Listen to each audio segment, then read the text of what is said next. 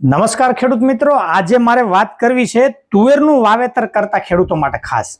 એમના માટે સરસ મજાની અને વધુ ઉત્પાદન આપતી વેરાયટી છે ગુજરાત તુવેર 111 GT 111, જેને સોરઠ રત્નના નામથી ઓળખવામાં આવે છે.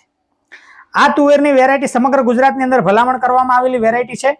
સમગ્ર ગુજરાતની અંદર કોઈ પણ જિલ્લાની અંદર એનું વાવેતર કરી શકો છો.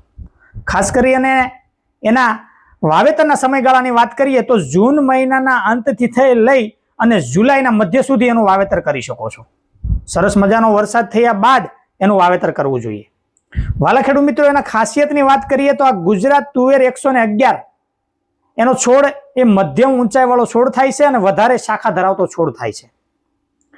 એના ઉત્પાદનની વાત કરીએ તો એક હેક્ટરે 2100 થી 2300 કિલોગ્રામ જેટલું એ પ્રતિ હેક્ટરે ઉત્પાદન આપતી આ વેરાયટી છે.